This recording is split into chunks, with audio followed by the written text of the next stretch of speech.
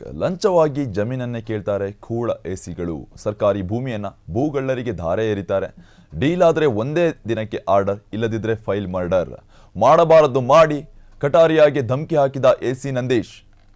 ಕಂದಾಯ ಇಲಾಖೆಯಲ್ಲಿ ಅಸಿಸ್ಟೆಂಟ್ ಕಮಿಷನರ್ಗಳದ್ದೇ ಆರ್ಭಟ ನಡೀತಾ ಇರತಕ್ಕಂಥದ್ದು. ಸದ್ಯಕ್ಕೆ ಲಂಚವಾಗಿ ಜಮೀನನ್ನೇ ಕೇಳ್ತಾರೆ ಕೂಳ ಎಸಿಗಳು.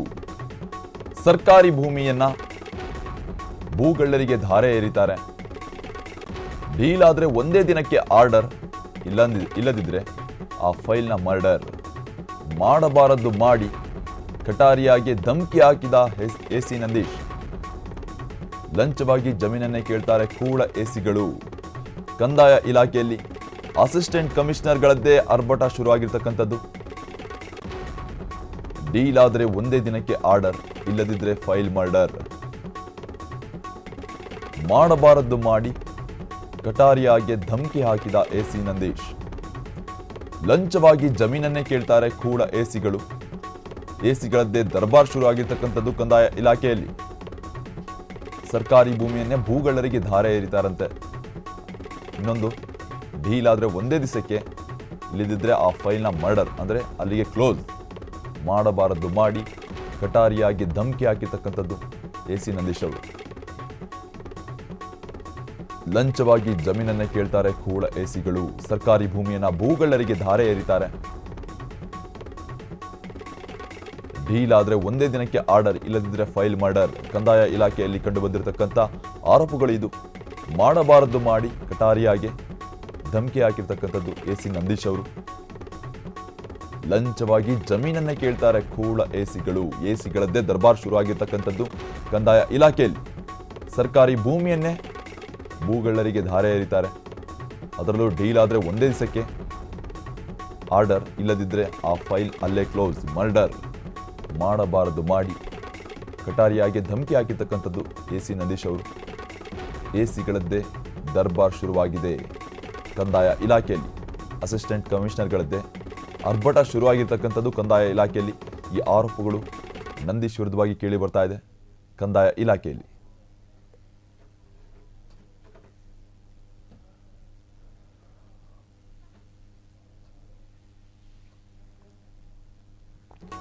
ಕಂದಾಯ ಇಲಾಖೆಯಲ್ಲಿ ಅಸಿಸ್ಟೆಂಟ್ ಕಮಿಷನರ್ಗಳದ್ದೇ ಆರ್ಭಟ.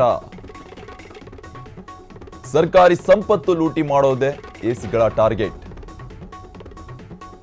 ಅಕ್ರಮಗಳ ಅಡ್ಡೆ ಆಗೋಯ್ತಾ ಕಂದಾಯ ಇಲಾಖೆ ಅಂತಕ್ಕಂಥ ಪ್ರಶ್ನೆ ಮೂಡಿ ಬರ್ತಾ ಇದೆ. ಫ್ರೀಡಂ ಟಿವಿಯಲ್ಲಿ ಕಂದಾಯ ಇಲಾಖೆ ಎಕ್ಸ್ಕ್ಲೂಸಿವ್ ಕರ್ಮಕಾಂಡ ಬಯಲು ಮಾಡ್ತಾ ಇದ್ದೀವಿ. ರಾಜ್ಯ ಕಂದಾಯ ಇಲಾಖೆಯಲ್ಲಿ ಅಕ್ರಮಗಳ ಸರೆಮಾಲೆ ಕಂಡು ಬಂದಿರತಕ್ಕಂಥದ್ದು. ಇದು ಮೈಸೂರು ಉಪವಿಭಾಗಾಧಿಕಾರಿಯ ಭೂ ಹಗರಣದ ಸ್ಟೋರಿ. ಇದು ಕೆಎಎಸ್ ಅಧಿಕಾರಿ ನಂದೀಶ್ ಮಾಡಿರೋ ಕರ್ಮಕಾಂಡದ ಸುದ್ದಿ. ಇದು ಕಂದಾಯ ಇಲಾಖೆಯಲ್ಲಿ ಅಸಿಸ್ಟೆಂಟ್ ಕಮಿಷನರ್ಗಳದ್ದೇ ಆರ್ಭಟ ಶುರುವಾಗಿದೆ. ಆರೋಪಗಳ ಸುರಿಮಳೆ ಕೇಳಿ ಬರ್ತಾ ಇರತಕ್ಕಂಥದ್ದು. ಸರ್ಕಾರಿ ಸಂಪತ್ತು ಲೂಟಿ ಮಾಡೋದೇ ಎಸಿಗಳ ಟಾರ್ಗೆಟ್. ಅಕ್ರಮಗಳ ಅಡ್ಡೆ ಆಗೋಯ್ತಾ ಕಂದಾಯ ಇಲಾಖೆ ಅಂತಕ್ಕಂಥ ಪ್ರಶ್ನೆ ಸದ್ಯ ಮೂಡ್ತಾ ಇದೆ. ಫ್ರೀಡಂ ಟಿವಿಯಲ್ಲಿ ಕಂದಾಯ ಇಲಾಖೆಯ ಎಕ್ಸ್ಕ್ಲೂಸಿವ್ ಕರ್ಮಕಾಂಡ. ರಾಜ್ಯ ಕಂದಾಯ ಇಲಾಖೆಯಲ್ಲಿ ಅಕ್ರಮಗಳ ಸರಮಾಲೆ. ಇದು ಮೈಸೂರು ಉಪವಿಭಾಗಾಧಿಕಾರಿಯ ಭೂ ಹಗರಣದ ಸ್ಟೋರಿ. ಕೆಎಎಸ್ ಅಧಿಕಾರಿ ನಂದೀಶ್ ಮಾಡಿರೋ ಕರ್ಮಕಾಂಡದ ಸುದ್ದಿ ಇದು. ಕಂದಾಯ ಇಲಾಖೆಯಲ್ಲಿ ಅಸಿಸ್ಟೆಂಟ್ ಕಮಿಷನರ್ಗಳದ್ದೇ ಆರ್ಭಟ ಶುರುವಾಗಿರ್ತಕ್ಕಂಥದ್ದು. ಸರ್ಕಾರಿ ಸಂಪತ್ತು ಲೂಟಿ ಮಾಡೋದೇ ಎಸಿಗಳ ಟಾರ್ಗೆಟ್ ಆಗಿರ್ತಕ್ಕಂಥದ್ದು. ಅಕ್ರಮಗಳ ಅಡ್ಡೆ ಆಗೋಯ್ತಾ ಕಂದಾಯ ಇಲಾಖೆ. ಫ್ರೀಡಂ ಟಿವಿಯಲ್ಲಿ ಕಂದಾಯ ಇಲಾಖೆ ಎಕ್ಸ್ಕ್ಲೂಸಿವ್ ಸ್ಟೋರಿ. ಕಂದಾಯ ಇಲಾಖೆಯಲ್ಲಿ ಇಲ್ಲ ಸಲ್ಲದ ಆರೋಪಗಳು ಕೇಳಿ ಬರ್ತಾ ಇರತಕ್ಕಂಥದ್ದು. ಅಸಿಸ್ಟೆಂಟ್ ಕಮಿಷನರ್ಗಳದ್ದೇ ಆರ್ಭಟ ಶುರುವಾಗಿದೆ. ಯಾಕಂದ್ರೆ ಆ ರೀತಿಯಾಗಿ ಆರೋಪಗಳು ಇವ್ರ ಮೇಲೆ ಕೇಳಿ ಬರ್ತಾ ಇರತಕ್ಕಂಥದ್ದು. ಕಂದಾಯ ಇಲಾಖೆಯಲ್ಲಿ ಇಲ್ಲ ಸಲ್ಲದ ಆರೋಪಗಳು ಕೇಳಿ ಬರ್ತಾ ಇದೆ. ಅಕ್ರಮಗಳ ಸುರಿಮಳೆನೆ ಕೇಳಿ ಬರ್ತಾ ಇದೆ ಈ ಅಸಿಸ್ಟೆಂಟ್ ಕಮಿಷನರ್ಗಳ ವಿರುದ್ಧವಾಗಿ. ಹಾಗೂ ಕಂದಾಯ ಇಲಾಖೆಯಲ್ಲಿ ಪದೇ ಪದೇ ಇದೇ ಸಮಸ್ಯೆ ಕಂಡು ಬರ್ತಾ ಇರತಕ್ಕಂಥದ್ದು. ಕಂದಾಯ ಇಲಾಖೆಯಲ್ಲಿ ಅಕ್ರಮಗಳ ಅಡ್ಡೆ ಆಗೋಯ್ತಾ ಅಂತಕ್ಕಂಥ ಪ್ರಶ್ನೆ ಕೂಡ ಮೂಡಿ ಬರ್ತಾ ಇದೆ. ಇದಕ್ಕೆ ಸಂಬಂಧಪಟ್ಟಂತೆ ಫ್ರೀಡಂ ಟಿವಿಯಲ್ಲಿ ಎಕ್ಸ್ಕ್ಲೂಸಿವ್ ಸ್ಟೋರಿ. ರಾಜ್ಯ ಕಂದಾಯ ಇಲಾಖೆಯಲ್ಲಿ ಅಕ್ರಮಗಳ ಸರೆಮಾಲೆ. ಎಸಿ ಎಲ್ಎಂ ನಂದೀಶ್ ಹೇಳಿದ್ದೇ ರೂಲ್ಸ್, ಮಾಡಿದ್ದೇ ಆರ್ಡರ್.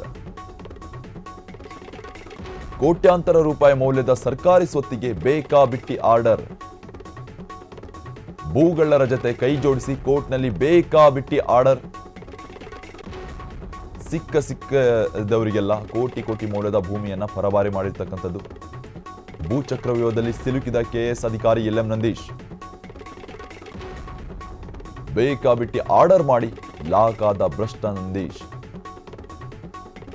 46 ಪ್ರಕರಣಗಳನ್ನ ಒಂದೇ ದಿನದಲ್ಲಿ ಆರ್ಡರ್ ಮಾಡಿರೋ ಎಸಿ ಎಲ್ ಎಂ ನಂದೀಶ್ ಹೇಳಿದ್ದೇ ರೂಲ್ಸ್, ಮಾಡಿದ್ದೇ ಆರ್ಡರ್. ಕೋಟ್ಯಾಂತರ ರೂಪಾಯಿ ಮೌಲ್ಯದ ಸರ್ಕಾರಿ ಸ್ವತ್ತಿಗೆ ಬೇಕಾಬಿಟ್ಟಿ ಆರ್ಡರ್ ಮಾಡಿದ್ದಾರೆ. ಭೂಗಳ್ಳರ ಜೊತೆ ಕೈ ಜೋಡಿಸಿ ಕೋರ್ಟ್ನಲ್ಲಿ ಬೇಕಾಬಿಟ್ಟಿ ಆರ್ಡರ್ ಮಾಡಿರ್ತಕ್ಕಂಥದ್ದು. ಸಿಕ್ಕವರಿಗೆಲ್ಲ ಕೋಟಿ ಕೋಟಿ ಮೌಲ್ಯದ ಭೂಮಿಯನ್ನ ಪರಭಾರೆ ಮಾಡಿದ್ದಾರೆ. ಭೂಚಕ್ರವ್ಯೂಹದಲ್ಲಿ ಸಿಲುಕಿದ ಕೆಎಸ್ ಅಧಿಕಾರಿ ಎಲ್ ಎಂ ನಂದೀಶ್ ಅವರು ಬೇಕಾಬಿಟ್ಟಿ ಆರ್ಡರ್ ಮಾಡಿ ಲಾಕ್ ಆದ ಭ್ರಷ್ಟ ನಂದೀಶ್ ಆಗಿದ್ದಾರೆ. ಈಗ 46 ಪ್ರಕರಣಗಳನ್ನ ಒಂದೇ ದಿನದಲ್ಲಿ ಆರ್ಡರ್ ಮಾಡಿರೋ ಎಸಿ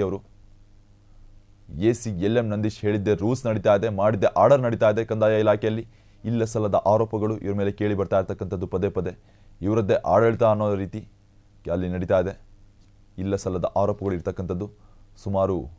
ಸುಮಾರು ಭೂಮಿಯನ್ನು ಪರಭಾರೆ ಮಾಡಿರುವ ಆರೋಪಗಳು ಕೂಡ ಇವರ ಮೇಲೆ ಕೇಳಿ ಬರ್ತಾ ಇರ್ತಕ್ಕಂಥದ್ದು. ಕೋಟಿ ಕೋಟಿ ಬೆಲೆ ಬಾಳುವ ಭೂಮಿಗಳನ್ನು ಭೂಚಕ್ರವ್ಯೂಹದಲ್ಲಿ ಸಿಲುಕಿದ ಕೆಎಸ್ ಅಧಿಕಾರಿ ಬೇಕಾಬಿಟ್ಟಿ ಆರ್ಡರ್ ಮಾಡಿ ಈಗ ಸಿಕ್ಕಿ ಬಿದ್ದಿರ್ತಕ್ಕಂಥದ್ದು. ಸರ್ಕಾರದ ಅಂಗಳದಲ್ಲಿ ನಂದೀಶ್ ಅಕ್ರಮದ ಡೀಟೇಲ್ಸ್. ಪ್ರತಿ ಸರ್ವೆ ನಂಬರ್ಗೆ ಸಂಬಂಧಿಸಿದ ಲೋಪದ ವರದಿ ಸಲ್ಲಿಕೆ. ಮೈಸೂರು ಡಿಸಿಯಿಂದ ಕಂದಾಯ ಇಲಾಖೆಯ ಪ್ರಧಾನ ಕಾರ್ಯದರ್ಶಿಗೆ ವರದಿ. ಪ್ರತಿಯೊಂದು ಲೋಪದ ಬಗ್ಗೆ ವರದಿ ಸಿದ್ಧಪಡಿಸಿ ಕಟಾರಿಯಾಗೆ ಸಲ್ಲಿಕೆ. ಎಸಿ ಕೋರ್ಟ್ನಲ್ಲಿ ಬೇಕಾಬಿಟ್ಟಿ ಆರ್ಡರ್ ಮಾಡಿರುವ ಎಲ್ ಎಂ ನಂದೀಶ್. ಈ ಅಕ್ರಮದಲ್ಲಿ ಎಲ್ ಎಂ ನಂದೀಶ್ ಸೇಫ್ ಆಗೋದು ಕಷ್ಟ ಇರ್ತಕ್ಕಂಥದ್ದು. ಕಷ್ಟ. ವಿಚಾರಣೆಯಲ್ಲಿ ತಗಲಾಕೊಂಡ ಭ್ರಷ್ಟ ಅಧಿಕಾರಿ ನಂದೀಶ್ ಅವರು. ಸರ್ಕಾರದ ಅಂಗಳದಲ್ಲಿ ನಂದೀಶ್ ಅಕ್ರಮದ ಡೀಟೇಲ್ಸ್. ಪ್ರತಿ ಸರ್ವೆ ನಂಬರ್ಗೆ ಸಂಬಂಧಿಸಿದ ಲೋಪದ ವರದಿ ಸಲ್ಲಿಕೆ. ಮೈಸೂರು ಡಿಸಿಯಿಂದ ಕಂದಾಯ ಇಲಾಖೆಯ ಪ್ರಧಾನ ಕಾರ್ಯದರ್ಶಿಗೆ ವರದಿ. ಪ್ರತಿಯೊಂದು ಲೋಪದ ಬಗ್ಗೆ ವರದಿ ಸಿದ್ಧಪಡಿಸಿ ಕಟಾರಿಯಾಗೆ ಸಲ್ಲಿಕೆ. ಎಸಿ ಕೋರ್ಟ್ನಲ್ಲಿ ಬೇಕಾಬಿಟ್ಟಿ ಆರ್ಡರ್ ಮಾಡಿರುವ ಎಲ್ ಎಂ ನಂದೀಶ್. ಈ ಅಕ್ರಮದಲ್ಲಿ ಎಲ್ ಎಂ ನಂದೀಶ್ ಸೇಫ್ ಆಗೋದು ಕಷ್ಟ. ವಿಚಾರಣೆಯಲ್ಲಿ ತಗಲಾಕೊಂಡ ಭ್ರಷ್ಟ ಅಧಿಕಾರಿ ನಂದೀಶ್. ವಿಚಾರಣೆಯಲ್ಲಿ ತೆಗೆದುಕೊಂಡಿರ್ತಕ್ಕಂಥದ್ದು ಸರ್ಕಾರದ ಅಂಗಳದಲ್ಲಿ ನಂದೀಶ್ ಅಕ್ರಮದ ಡೀಟೇಲ್ಸ್. ಪ್ರತಿ ಸರ್ವೆ ನಂಬರ್ಗೆ ಸಂಬಂಧಿಸಿದ ಲೋಪದ ವರದಿ ಸಲ್ಲಿಕೆ. ಮೈಸೂರು ಡಿಸಿಯಿಂದ ಕಂದಾಯ ಇಲಾಖೆಯ ಪ್ರಧಾನ ಕಾರ್ಯದರ್ಶಿಗೆ ವರದಿಯನ್ನು ಸಲ್ಲಿಕೆ ಮಾಡಲಾಗಿರ್ತಕ್ಕಂಥದ್ದು. ಪ್ರತಿಯೊಂದು ಲೋಪದ ಬಗ್ಗೆ ವರದಿ ಸಿದ್ಧಪಡಿಸಿ ಕಟಾರಿಯಾಗಿ ಸಲ್ಲಿಕೆ. ಈ ಎಸಿ ಕೋರ್ಟ್ನಲ್ಲಿ ಬೇಕಾಬಿಟ್ಟಿ ಆರ್ಡರ್ ಮಾಡಿರುವ ಎಲ್ ಎಂ ನಂದೀಶ್. ಇದಕ್ಕೆ ಸಂಬಂಧಪಟ್ಟಂತೆ ಕಟಾರಿಯಾಗಿ ಎಲ್ಲ ಒಂದು ಲೋಪದ ಬಗ್ಗೆ ಏನೋ ಒಂದು ಸಲ್ಲಿಕೆಯನ್ನು ಮಾಡಲಾಗಿದೆ. ಪ್ರತಿ ಸರ್ವೆ ನಂಬರ್ಗೆ ಸಂಬಂಧಿಸಿದ ಲೋಪದ ವರದಿ ಸಲ್ಲಿಕೆ ಮಾಡಲಾಗಿದೆ. ಮೈಸೂರು ಡಿಸಿಯಿಂದ ಕಂದಾಯ ಇಲಾಖೆಯ ಪ್ರಧಾನ ಕಾರ್ಯದರ್ಶಿಗೆ ವರದಿ ಸಲ್ಲಿಕೆ ಮಾಡಲಾಗಿರ್ತಕ್ಕಂಥದ್ದು. ಪ್ರತಿಯೊಂದು ಲೋಪದ ಬಗ್ಗೆ ವರದಿ ಸಿದ್ಧಪಡಿಸಿ ಕಟಾರಿಯಾಗಿ ಸಲ್ಲಿಕೆ ಮಾಡಲಾಗಿದೆ. ಎಸಿ ಕೋರ್ಟ್ನಲ್ಲಿ ಬೇಕಾಬಿಟ್ಟಿ ಆರ್ಡರ್ ಮಾಡಿರುವ ಎಲ್ ಎಂ ನಂದೀಶ್. ಇದಕ್ಕೆ ಸಂಬಂಧಪಟ್ಟಂತೆ ಎಲ್ಲ ಸಲ್ಲಿಕೆಯನ್ನು ಮಾಡಲಾಗಿದೆ.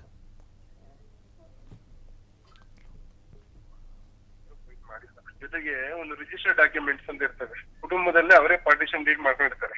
ಅವರೇ ಕುಟುಂಬದಲ್ಲೇ ಬಿಲ್ ಆಗಿರ್ತವೆ, ಕುಟುಂಬದಲ್ಲೇ ದಾನಪತ್ರ ಆಗಿರ್ತವೆ. ಅದರಲ್ಲಿ ತಹಶೀಲ್ದಾರ್ಗೆ ಪಾರ್ಟಿ ನೋಟಿಸ್ ಕೊಟ್ಟರೆ ತಹಶೀಲ್ದಾರ್ ಏನು ಈಗ ಪಾರ್ಟಿ ಪ್ರೈವೇಟ್ ಪರ್ಸನ್ಸ್ ಪಾರ್ಟಿಯವರೇ ಸಬ್ಮಿಟ್ ಮಾಡಿ ನಮಗೆ ಸಬ್ಮಿಟ್ ಮಾಡಿರ್ತಾರೆ. ತಹಶೀಲ್ದಾರ್ ನೋಟಿಸ್ ಕೊಟ್ರೆ ತಹಶೀಲ್ದಾರ್ ಇಲ್ಲಿವರೆಗೂ ಬಂದು ಅಪೀರ್ ಆಗಿ ಡಾಕ್ಯುಮೆಂಟ್ ಸಬ್ಮಿಟ್ ಮಾಡಲ್ಲ. ಈವನ್ ನಾನು ತಹಶೀಲ್ದಾರ್ 5 ವರ್ಷ ಕೆಲಸ ಮಾಡಿದ್ದೀನಿ ಎಂದು ನಾನು ಎಸಿ ಕೋರ್ಟ್ಗೆ ಹೋಗ್ಬಿಟ್ಟು ತಹಶೀಲ್ದಾರ್ ಇರೋ ಪಾರ್ಟಿಗಳಿಗೆ ನಾನು ನೋಟಿಸ್ ಅಬ್ಜೆಕ್ಷನ್ ಇಲ್ಲಿವರೆಗೂ ನಾನು ಹಾಕಿಲ್ಲ.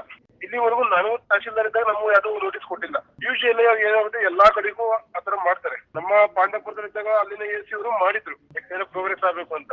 ತಹಶೀಲ್ದಾರ್ ಪಾರ್ಟಿ ತೆಗೆದು ಮಾಡಿ ಅಂತ ಅವ್ರು ಹೇಳಿದ್ರು. ಸೊ ನಾವೇನ್ ಮಾಡಿದ್ವಿ, ನಮ್ಮ ಪಾಂಡವಪುರದಲ್ಲಿ ಮಾಡ್ತಾರೆ ಅಂತ ನಾವು ಹೆಂಗೆ ಮಾಡಿದೆ ಪ್ರೋಗ್ರೆಸ್ ಆಗ್ಲಿ ಅಂತ. ಪ್ರೈವೇಟ್ ಪರ್ಸನ್ಸ್ ಗಳು ನೋಟಿಸ್ ಕೊಟ್ರೆ ಪ್ರೈವೇಟ್ ಪರ್ಸನ್ಸ್ ನೋಟಿಸ್ ಕೊಡ್ಬೇಕು, ಅವ್ರಿಗೆ ಟೈಮ್ ಕೊಡ್ಬೇಕು, ಅವ್ರು ಡಾಕ್ಯುಮೆಂಟ್ ಸಬ್ಮಿಟ್ ಮಾಡ್ಬೇಕು ಅಂತ ಕೇಳ್ಬೇಕಾಗುತ್ತೆ.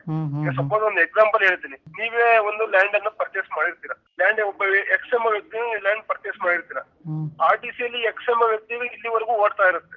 ನಿಮ್ಗೆ ನೀವು ಖಾತೆ ಮಾಡಿಸ್ಕೊಂಡಿರಲ್ಲ. ನಿಮ್ಗೆ ಯಾವ್ದೋ ಏನೋ ನಿಮ್ಗೆ ಕೆಲವೊಂದು ಟೈಮ್ ನಾಲೆಡ್ಜ್ ಇರಲ್ಲ, ನಿಮ್ ಟೈಮ್ ಶೆಡ್ಯೂಲ್ ಅಲ್ಲಿ ಹಿಂದೆ ಖಾತೆ ಮಾಡ್ಕೊಳಕ್ ಆಗಿರಲ್ಲ. ಸೊ ನೀವು ನನ್ನ ಹತ್ರ ಖಾತೆ ಮಾಡಕ್ ಬರ್ತೀರಾ, ಖಾತೆ ಮಾಡ್ಕೊಡಿ ಅಂತ ಡಾಕ್ಯುಮೆಂಟ್ ಸಬ್ಮಿಟ್ ಮಾಡ್ತೀರಾ. ನಿಮ್ಗೆ ಖಾತೆ ಮಾಡ್ಕೊಟ್ರೆ ಇಲ್ಲಿಗಲ್ ಆಗುತ್ತಾ?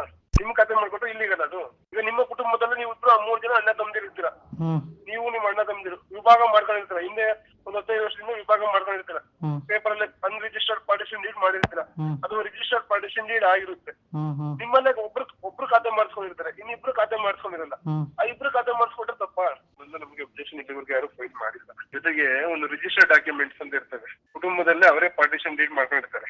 ಅವರೇ ಕುಟುಂಬದಲ್ಲೇ ಬಿಲ್ ಆಗಿರ್ತವೆ, ಕುಟುಂಬದಲ್ಲೇ ದಾನಪತ್ರ ಆಗಿರ್ತವೆ. ಅದರಲ್ಲಿ ತಹಶೀಲ್ದಾರ್ಗೆ ಪಾರ್ಟಿ ನೋಟಿಸ್ ಕೊಟ್ರೆ ತಹಶೀಲ್ದಾರ್ ಏನು ಈಗ ಪಾರ್ಟಿ ಪ್ರೈವೇಟ್ ಪರ್ಸನ್ಸ್ ಪಾರ್ಟಿ ಅವರೇ ಸಬ್ಮಿಟ್ ಮಾಡಿ ನಮಗೆ ಸಬ್ಮಿಟ್ ಮಾಡಿರ್ತಾರೆ. ತಹಶೀಲ್ದಾರ್ ನೋಟಿಸ್ ಕೊಟ್ರೆ ತಹಶೀಲ್ದಾರ್ ಇಲ್ಲಿವರೆಗೂ ಒಂದು ಅಪೀಲ್ ಆಗಿ ಡಾಕ್ಯುಮೆಂಟ್ ಸಬ್ಮಿಟ್ ಮಾಡಲ್ಲ. ಈವನ್ ನಾನು ತಹಶೀಲ್ದಾರ್ 5 ವರ್ಷ ಕೆಲಸ ಮಾಡಿದ್ದೀನಿ ಎಂದು ನಾನು AC ಕೋರ್ಟ್ಗೆ ಹೋಗ್ಬಿಟ್ಟು ತಹಶೀಲ್ದಾರ್ ಇರೋ ಪಾರ್ಟಿಗಳಿಗೆ ನಾನು ನೋಟಿಸ್ ಅಬ್ಜೆಕ್ಷನ್ ಇಲ್ಲಿವರೆಗೂ ನಾನು ಹಾಕಿಲ್ಲ.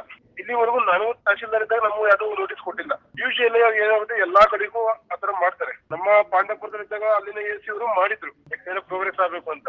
ತಹಶೀಲ್ದಾರ್ ಪಾರ್ಟಿ ಏನೋ ತೆಗೆದು ಮಾಡಿ ಅಂತ ಅವ್ರು ಹೇಳಿದ್ರು. ಸೊ ನಾವೇನ್ ಮಾಡಿದ್ವಿ, ನಮ್ಮ ಪಾಂಡವಪುರದಲ್ಲಿ ಮಾಡ್ತಾ ಇದ್ರೆ ಅಂತ ನಾವು ಹೆಂಗೆ ಮಾಡಿದೆ ಪ್ರೋಗ್ರೆಸ್ ಆಗ್ಲಿ ಅಂತ. ಪ್ರೈವೇಟ್ ಪರ್ಸನ್ಸ್ ಗಳು ನೋಟಿಸ್ ಕೊಟ್ರೆ ಪ್ರೈವೇಟ್ ಪರ್ಸನ್ಸ್ ನೋಟಿಸ್ ಕೊಡ್ಬೇಕು, ಅವ್ರಿಗೆ ಟೈಮ್ ಕೊಡ್ಬೇಕು, ಡಾಕ್ಯುಮೆಂಟ್ ಸಬ್ಮಿಟ್ ಮಾಡ್ಬೇಕಾದ್ರೆ ಕೇಳ್ಬೇಕಾಗುತ್ತೆ. ಸಪೋಸ್ ಒಂದು ಎಕ್ಸಾಂಪಲ್ ಹೇಳ್ತೀನಿ. ನೀವೇ ಒಂದು ಲ್ಯಾಂಡ್ ಅನ್ನು ಪರ್ಚೇಸ್ ಮಾಡಿ. ಎಸ್, ಇದಕ್ಕೆ ಸಂಬಂಧಪಟ್ಟಂತೆ ಹೆಚ್ಚಿನ ಡೀಟೇಲ್ಸ್ ನೀಡೋದಕ್ಕೆ ನಮ್ಮ ವಿಶೇಷ ಪ್ರತಿನಿಧಿ ಕೃಷ್ಣ ಅವರು ಫೋನ್ ಲೈನ್ನಲ್ಲಿ ಜಾಯ್ನ್ ಆಗ್ತಿದ್ದಾರೆ. ಎಸ್ ಕೃಷ್ಣ, ಸರ್ಕಾರದ ಅಂಗಳದಲ್ಲಿ ನಂದೀಶ್ ಅಕ್ರಮದ ಡೀಟೇಲ್ಸ್ ಅನ್ನ ಸಲ್ಲಿಕೆ ಮಾಡಲಾಗಿರ್ತಕ್ಕಂಥದ್ದು, ವರದಿಯಲ್ಲಿ ಏನೆಲ್ಲ ಸಲ್ಲಿಕೆ ಮಾಡಲಾಗಿದೆ?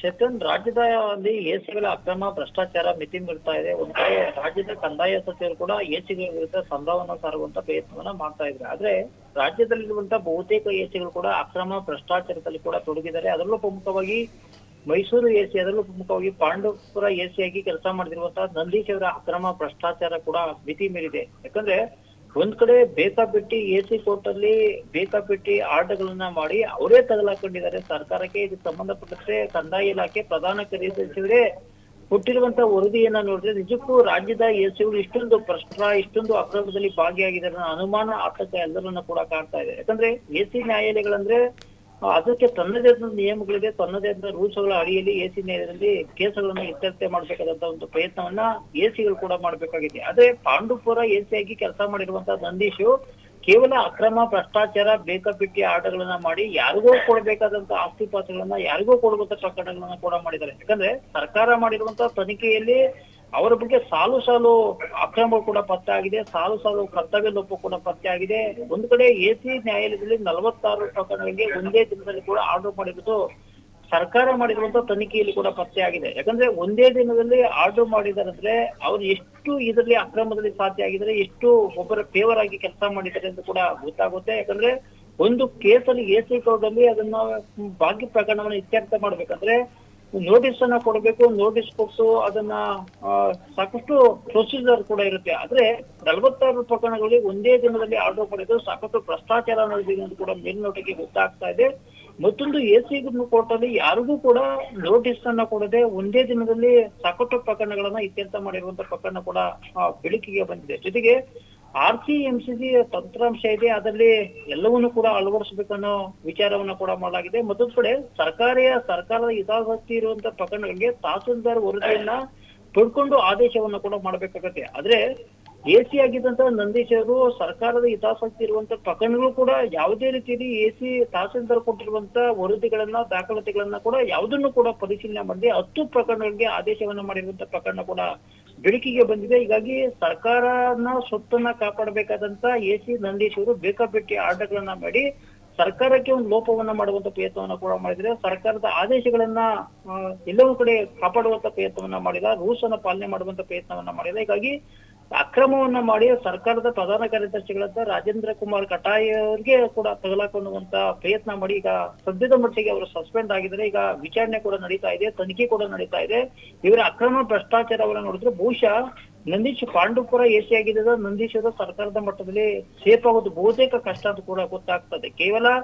ಕೇವಲ ಪಾಂಡವಪುರ ಎಸಿ ಅಲ್ಲ, ರಾಜ್ಯದ ಬಹುತೇಕ ಎಸಿಗಳ ಕರ್ಮ ಕೂಡ ಇದೇ ಪ್ರಯತ್ನ ನಡೀತಾ ಇದೆ. ಅವು ಕೂಡ ಫ್ರೀಡಂ ಟಿವಿ ಕೂಡ ರಾಜ್ಯದ ಬಹುತೇಕ ಎಸಿಗಳ ಅಕ್ರಮ ಭ್ರಷ್ಟಾಚಾರವನ್ನು ಕೂಡ ಬಯಲಿಗೆಳುವಂತ ಪ್ರಯತ್ನವನ್ನ ಕೂಡ ಮಾಡಿದ್ದೀವಿ. ಈಗ ಪಾಂಡವಪುರ ಎಸಿ ಅತಿ ದೊಡ್ಡ ಭ್ರಷ್ಟಾಚಾರವನ್ನು ಎಸಗಿರುವಂತಹ ಆರೋಪ ಕೂಡ ಎದುರಿಸ್ತಾ ಇದ್ದಾರೆ. ಹೀಗಾಗಿ ಸರ್ಕಾರ ಅವರ ಮೇಲೆ ಯಾವ ರೀತಿ ತನಿಖೆ ಮಾಡಿ ನಿರ್ದಾಕ್ಷಿಣ್ಯವಾಗಿ ಕ್ರಮ ತೆಗೆದುಕೊಳ್ಳುತ್ತೆ ಅಂತ ಕೂಡ ಕಾದ್ ನೋಡ್ಬೇಕಾಗಿರುವಂತದ್ದು. ಚೇತನ್. ಎಸ್, ಧನ್ಯವಾದಗಳು ಕೃಷ್ಣ ನಿಮ್ಮೆಲ್ಲ ಡೀಟೇಲ್ಸ್ಗಾಗಿ. ಕ್ಷಣ ಕ್ಷಣದ ಸುದ್ದಿಗಳಿಗಾಗಿ ಫ್ರೀಡಂ ಟಿವಿ ಸಬ್ಸ್ಕ್ರೈಬ್ ಮಾಡಿ, ಲೈಕ್ ಮಾಡಿ ಹಾಗೂ ಫಾಲೋ ಮಾಡಿ. ಹೊಸ ಸುದ್ದಿಗಳ ನೋಟಿಫಿಕೇಶನ್ಗಾಗಿ ಬೆಲ್ ಐಕಾನ್ ಮೇಲೆ ಕ್ಲಿಕ್ ಮಾಡಿ.